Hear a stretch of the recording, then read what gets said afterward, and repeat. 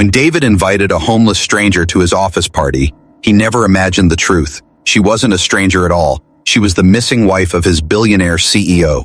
The city pulsed with its usual rhythm, horns blaring, shoes clattering on pavement, voices weaving into a restless hum that rose with the twilight. David Anderson walked among it all, his shoulders bent beneath the weight of a briefcase that had become an extension of his body. Another long day in the marketing department at Thorn Industries. Endless meetings, spreadsheets that blurred together, a presentation politely ignored by higher-ups already scrolling their phones. His apartment wasn't far, and the thought of collapsing onto his worn leather couch, loosening his tie and ordering takeout kept his legs moving forward. But then, just past the glowing neon of a late-night pharmacy, he saw her. She sat on the sidewalk as though the city had paused around her. A cardboard sign rested in her lap, the words scrawled in black marker. Fell on hard times. Any help would be appreciated. People streamed by, eyes fixed on their phones, on the streetlight, on anything but her. Yet David's steps faltered. Something about her demanded attention. She was black, perhaps in her mid-30s, her clothes worn and mismatched, yet her posture was erect, almost regal. Her chin lifted slightly, not in defiance, but in quiet resilience. David hesitated. He knew the drill. Ignore, keep walking, convince yourself you can't help everyone. But tonight the script slipped. He stopped a few feet away, uncertain, feeling the rush of strangers brushing past. "Excuse me," he said, his voice softer than he intended. Are you all right?" Her eyes lifted to meet his, and David felt caught by the directness of her gaze. They were sharp, unflinching, with a clarity that didn't belong to someone defeated, as all right as one can be. "Given the circumstances," she replied. Her tone was measured, articulate, nothing like the slurred or muttered responses he'd braced himself for. The briefcase in his hand felt suddenly absurdly heavy. "I'm David," he offered, extending a hand before realizing how awkward it might seem. To his relief, she took it. Her grip was firm, steady. "Lisa," she said simply. For a moment, neither spoke. David's throat tightened. "If you don't mind me asking, how did you end up here?" A shadow crossed her face. He almost regretted the question, but then she answered, her voice low. "Life has a way of knocking down the dominoes, doesn't it? I had a good life, family, career, dreams. Then one tragedy struck and another followed, and before I knew it," she gestured lightly at the street, "here I was." David nodded, his chest heavy. Her words weren't desperate, they carried the cadence of someone who had once stood at a lectern or a boardroom table. He was struck by the intelligence behind them. "I'm sorry," he said. The phrase felt too small. She gave him a wry smile. "Don't be. I'm not looking for handouts. Just a chance to rebuild." He should have nodded politely and walked away. That would have been the safe, socially acceptable thing. But something inside him resisted. Maybe it was the exhaustion of another meaningless day at the office. Maybe it was the flicker of dignity in Lisa's eyes, but the words tumbled out before he could stop them. "Actually, there might be something." Lisa tilted her head, intrigued. "My company's throwing a gala next week," David said quickly, heat rising to his face. "It's one of those big office parties. Employees bring dates, dress up, pretend we're important. I don't have a +1. Maybe you'd like to come? At the very least, a nice meal, and maybe even some networking." The absurdity of his offer crashed into him the second he spoke it. "I'm sorry," he backpedaled. "That was inappropriate." But Lisa's lips curved, not in mockery but in curiosity. "You're inviting me, a homeless woman you just met, to a corporate gala?" When she said it out loud, it did sound insane. David scrubbed a hand through his hair. "I know, but there's something about you. You don't belong on this street. You belong in a room like that. And maybe, for one night, it could be a chance for something good." She studied him, her eyes narrowing as though weighing more than his words, his sincerity, his motives, his soul. Finally, she said, "Even if I agreed, I don't have the right clothes for a corporate shindig." "I could help with that," David said quickly, then faltered, worried it would sound patronizing. But instead of bristling, Lisa gave him a thoughtful look. "Why are you doing this?" The truth slipped out raw and unguarded. "Because everyone deserves a chance, and something tells me you have more to offer than anyone here realizes." For the first time, he saw something glimmer in her expression, hope, cautious but real. She extended her hand again, the ghost of a smile tugging at her lips. "Fine," she said softly, "but on one condition. I get to repay you someday. I won't be anyone's charity case." David clasped her hand, feeling a strange sense of gravity settle over him. Deal.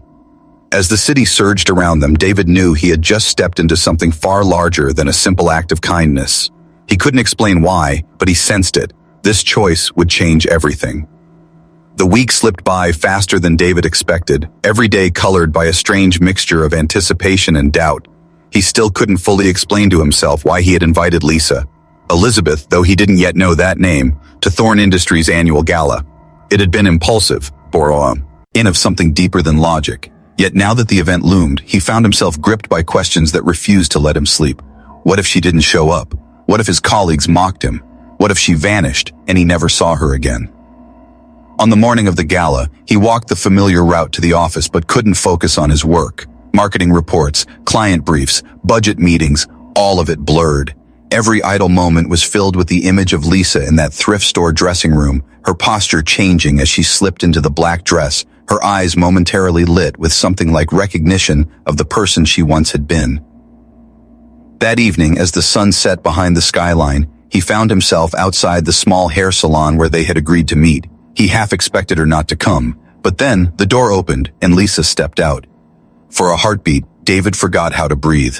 Her hair, now styled into an elegant updo, caught the glow of the streetlights. The simple black sheath dress fit as though it had been tailored for her. The heels gave her a poise that erased every trace of the sidewalk where they'd met. She didn't just look like she belonged at the gala, she looked like she could own the room. "You're staring," Lisa said lightly, though there was a flicker of nervousness beneath her calm exterior. "Sorry," David said, his voice rough. "You look incredible." The corners of her mouth curved into a faint smile, and she slipped her arm through his. "Then let's see if your colleagues agree." The Celestial Hotel loomed ahead, golden light spilling from its windows, the grand entrance alive with expensive cars and sharply dressed guests.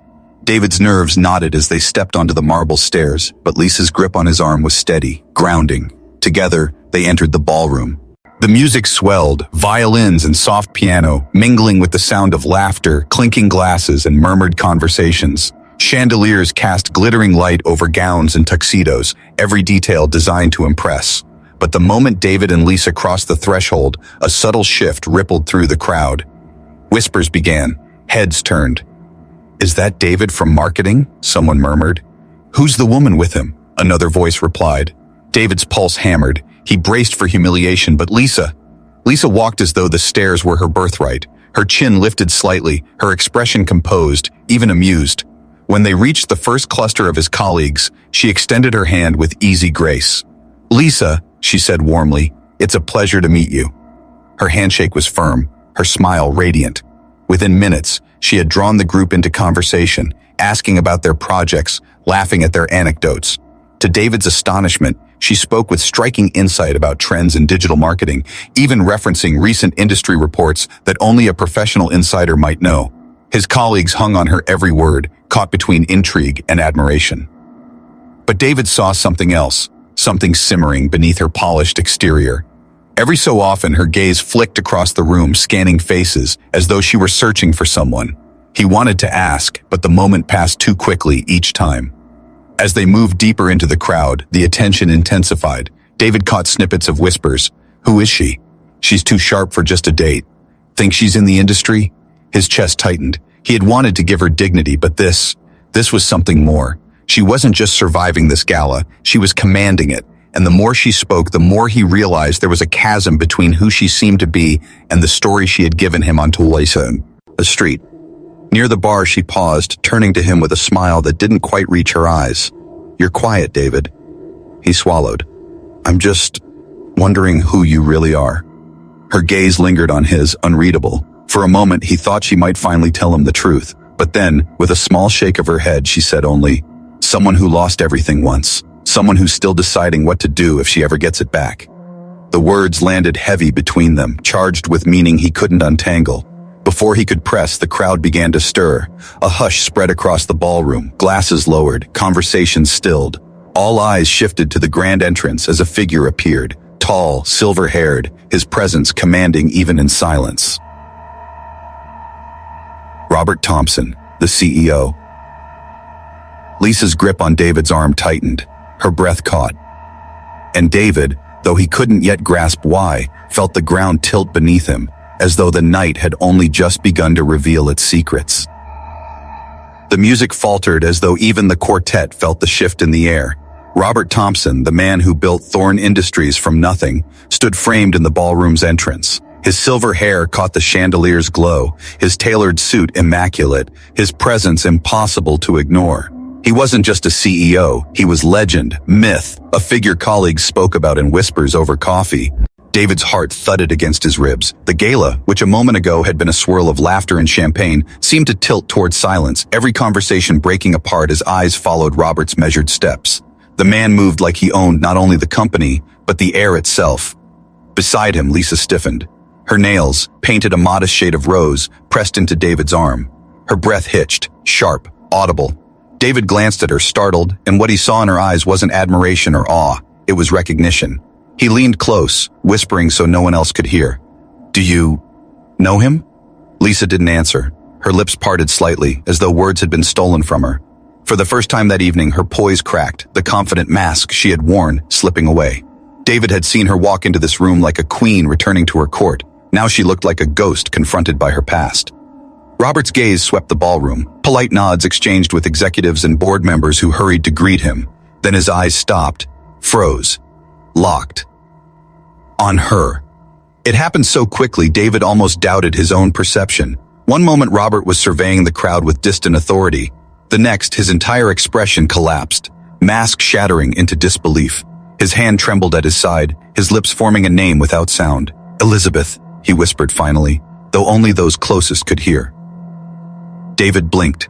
The name echoed in his head like a stone dropped in water, sending ripples through every assumption he'd made about the woman beside him. Elizabeth, not Lisa. The crowd seemed to sense the strange electricity, whispers igniting like sparks.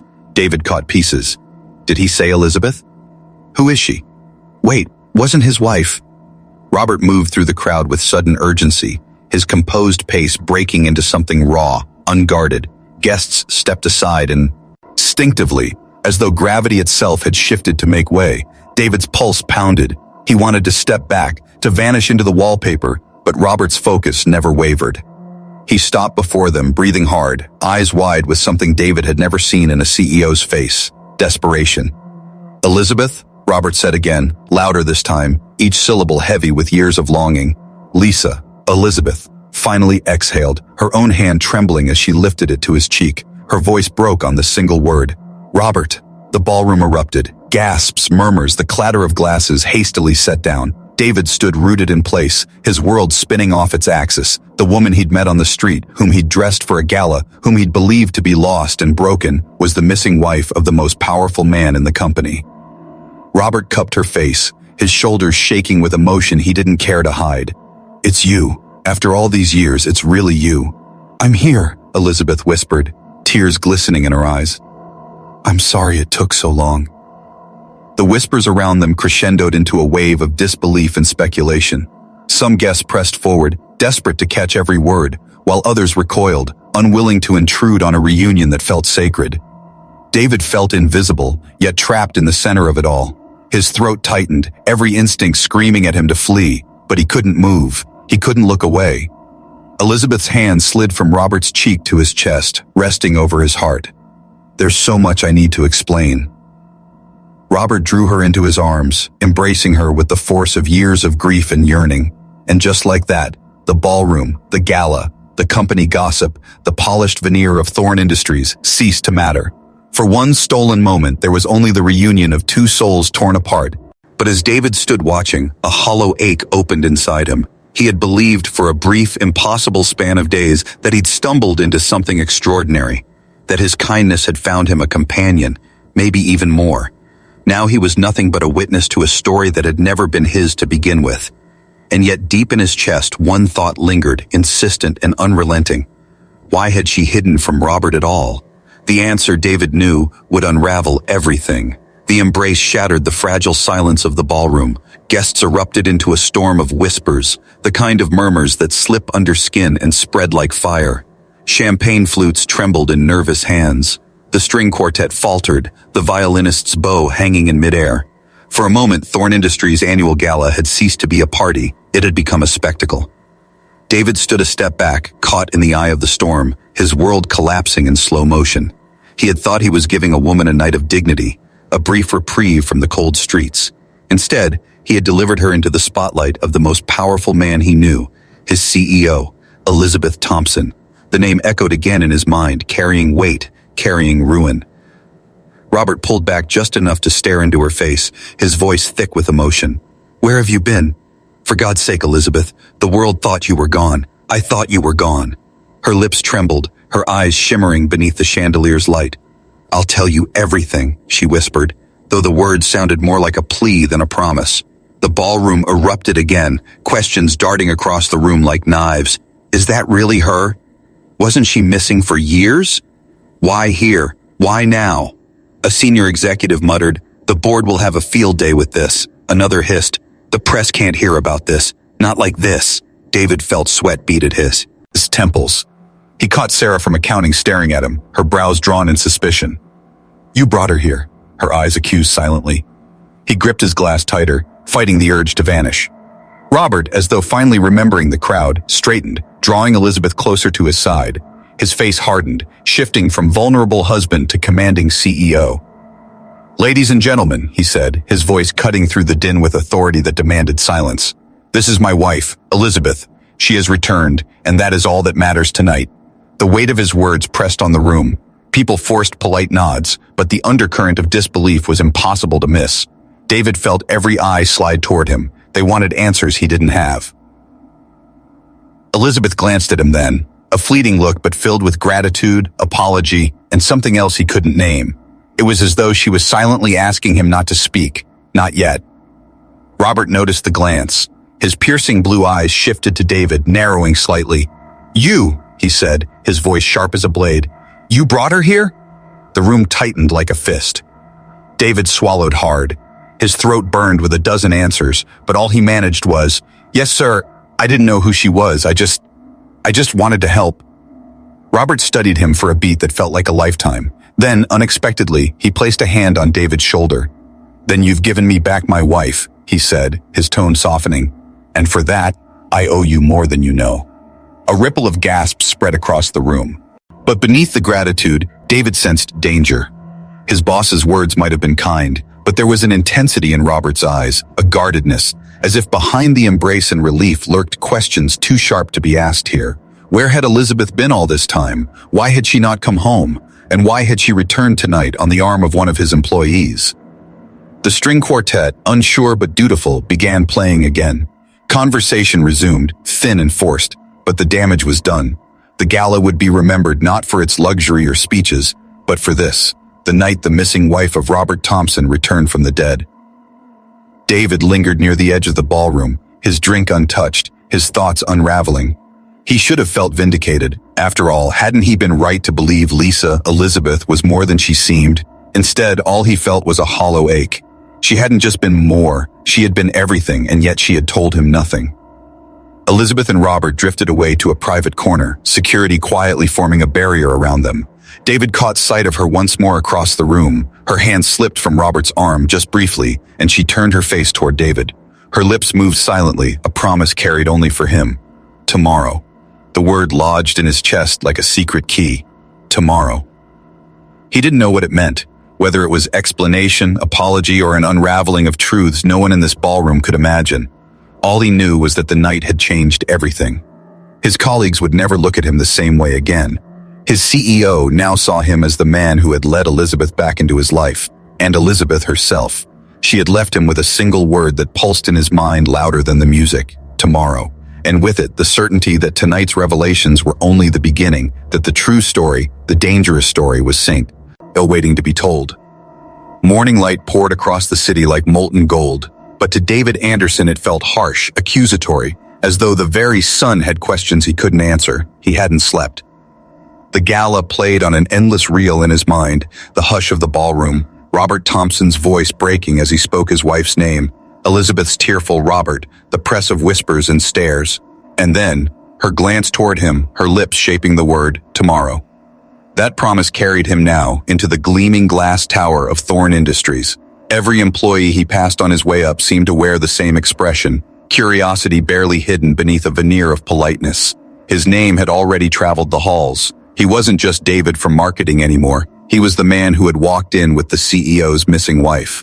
An assistant with a clipped voice and too perfect smile guided him to the top floor. "Mr. and Mrs. Thompson are expecting you." Expecting. The word made his stomach twist. The office was vast, a cathedral of steel and sunlight, the skyline stretching beyond its floor-to-ceiling windows. Robert Thompson rose from behind a walnut desk, his stature even more commanding in daylight. But it was Elizabeth who drew David's eye. She sat on a leather sofa, her posture composed, dressed now in a tailored navy suit that erased any trace of the woman on the sidewalk. Her eyes, though, still carried that duality, strength layered over fatigue, elegance shadowed by something unsaid. "David," Robert said, extending a hand, his tone unreadable. "Thank you for coming." David clasped it, trying to steady his nerves. "Of course, sir." "Please," Elizabeth said softly, gesturing toward the seat opposite her. Her voice had shifted overnight, still warm but imbued with a gravitas that unsettled him. Gone was Lisa, the stranger. This was Elizabeth Thompson, wife of a titan, a woman who once belonged to a world of power. Robert settled beside her, his hand briefly covering hers, but David noticed the flicker of unease in the gesture. Husband and wife reunited, yes, but not seamlessly. Too many unspoken questions hung between them. Elizabeth leaned forward, her gaze fixed on David. "You deserve an explanation. More than anyone here, you've earned the truth." David nodded, his throat tight. "I wasn't kidnapped. I wasn't dead. I left," she said. The words landed like a stone in still water. 3 years ago, my life, our life, looked perfect. Wealth, influence, everything anyone could dream of. But I was drowning. A tragedy struck, one I never learned how to carry. And in the silence after it, I realized I no longer knew who I was. Not as Robert's wife, not as Elizabeth Thompson. Just me. Robert's jaw tightened, the pain behind his eyes unmistakable. "You vanished without a word," he said, his voice rough. "I searched everywhere. Do you understand what that did to me? To the company?" "I do," Elizabeth whispered, her voice cracking for the first time. "But I had to know what it meant to survive without this." She gestured around at the gleaming office, the skyline, the empire. "Without wealth insulating me from the world, I needed to feel the ground under my feet again, to look into the eyes of strangers and see humanity, not transactions. It was selfish, but it was necessary." David's heart pounded. This was the truth she hadn't shared when she sat on the sidewalk with her cardboard sign. She hadn't just fallen on hard times, she had chosen exile. Robert exhaled sharply, then rose, pacing to the window. "Hi." His reflection stared back at him, fractured against the cityscape. "The board will demand answers. The press will tear us apart, and you—" He turned back, eyes narrowing on David. "You are in the middle of it. Why you, David? Why did she trust you?" David opened his mouth, but Elizabeth answered first. "Because he saw me when no one else did. Not as a symbol, not as a charity case, just as a person. That night he gave me dignity when I had nothing left." She looked at David with something between gratitude and apology. "You reminded me why compassion matters, David, and you reminded me of who I used to be." The room hung heavy with silence, only the hum of the city below filling the void. Robert studied his wife, then David, and for the first time, David glimpsed the storm beneath the CEO's controlled exterior. Relief at her return, warred with suspicion, fear of scandal, and something darker, envy of the bond forged in his absence. "You've set things in motion we can't undo," Robert said finally, his tone like steel. "The gala was only the beginning. The board convenes tomorrow. They'll demand explanations. And Elizabeth," his voice softened, "they'll question if you belong here anymore." Elizabeth straightened, the poise of the woman at the gala returning. "Then I'll answer them, all of them, but not as a ghost dragged back into the light, as someone who has lived what they ignore. This company profits off people who can barely make rent, who drown while we rise. That ends now." Her declaration filled the room with electricity. David felt it, the ground shifting, the fault line widening. This wasn't just a reunion, it was the beginning of a reckoning. And in that moment, he understood. His life was tied to theirs now, whether he wanted it or not. The secret he'd stumbled into on a sidewalk had grown into something far larger, the kind of story that could topple a man or transform an empire. The boardroom of Thorn Industries was a place of myth. 20 feet of polished oak gleamed beneath the cold white light of a chandelier. Oil paintings of past CEOs hung like sentinels, their eyes following every decision made within these walls. Today, though, there was no sense of reverence. The room simmered with unease, tension thick enough to choke. David sat near the far end, uncomfortably aware of how out of place he looked among the executives in their tailored suits. He was just a mid-level marketing employee, the kind of man who normally would have been delivering slides to this very room, not sitting as a participant. Yet here he was, summoned because of one impulsive choice on a city sidewalk. At the head of the table sat Robert Thompson, regal as ever, though the lines around his eyes betrayed sleepless nights. Beside him, Elizabeth, no longer the worn figure David had met with a cardboard sign, but not entirely the corporate wife either. She sat upright, her tailored suit impeccable, her gaze clear and steady. A woman reborn. The CFO, a sharp-jawed man named Malcolm Price, wasted no time. He slapped a folder onto the table. "This is a nightmare," he declared, his voice cutting through the murmurs. 3 years your wife has been missing. The media has spun it 100 different ways. Rumors of kidnapping, mental collapse, even death. Now she reappears, escorted by one of our junior employees at our most public event of the year. Do you realize too? He damage this does to our credibility, to our stock price? David flinched at the words junior employee. He was an intruder here, a pawn in a game far above his pay grade. Robert's jaw tightened. "Watch your tone, Malcolm." But Elizabeth raised a hand, silencing her husband. "Let him speak. They all deserve answers. I deserve their questions." The board shifted, emboldened by her permission. A woman with steel gray hair, head of PR, leaned forward. "Mrs. Thompson, where have you been? If you weren't abducted, if you weren't harmed, then why vanish? Do you understand the scandal you've left in your wake?" Elizabeth inhaled slowly, her gaze sweeping the table. "I left because I needed to, because I had to know what it meant to exist without this world of glass towers and chauffeurs, because grief hollowed me out, and wealth only deepened the emptiness. I chose to step into the shadows where no one knew my name. I lived among the forgotten, slept in shelters, learned to survive on kindness instead of capital. It broke me, and it rebuilt me." Her words cracked through the air like lightning. Malcolm sneered. "That may make a fine memoir someday, but our shareholders won't applaud your soul-searching. They'll ask why Thorn Industries harbored a secret that shook markets, and they'll punish us for it." Robert started to rise, fury flashing, but Elizabeth's voice cut sharper than his. "Then perhaps it's time this company stops fearing the truth and starts embracing it." A stunned silence fell. She leaned forward, eyes blazing now. "The world I walked through these last 3 years is the same world our products touch. Single mothers working double shifts, men laid off after decades of loyalty, veterans begging on sidewalks. They are not data points, they are lives. And if Thorn Industries is to survive in the long run, it must recognize that compassion is not charity, it's strategy." The PR director's brow furrowed. "You're suggesting what exactly?" Elizabeth glanced at David. For the first time since the meeting began, she pulled him into the spotlight. "That we launch an initiative, bold, unapologetic, a program that invests in second chances, job training, microloans, partnerships with shelters and community groups, real opportunities, not PR stunts, a movement we call Lifeline." Murmurs erupted instantly, some skeptical, others intrigued.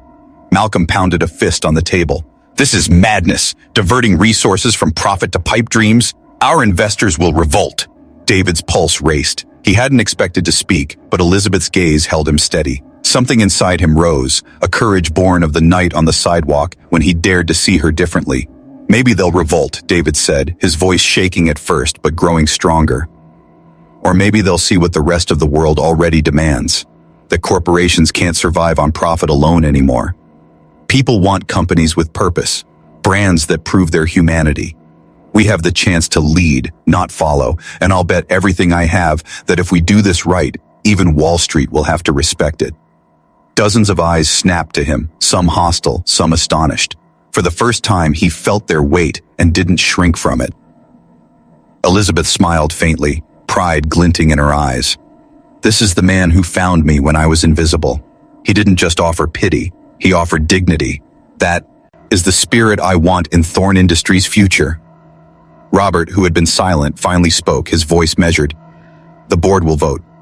But understand this, Elizabeth's return is not the end of our story. It is the beginning of whether we prove ourselves worthy of it. The room crackled with uncertainty. David knew he had just crossed a line he could never retreat from. The CFO's glare promised enemies. The PR director's calculating gaze hinted at opportunity, and Elizabeth's look, steady, unwavering, promised that whatever storm was coming, he would not face it alone. As the meeting dissolved into side conversations and frantic note-taking, David leaned back, pulse still pounding. His life at Thorn Industries would never return to anonymity. A single act of kindness had pulled him into a war for the company's soul, and the battle had only just begun.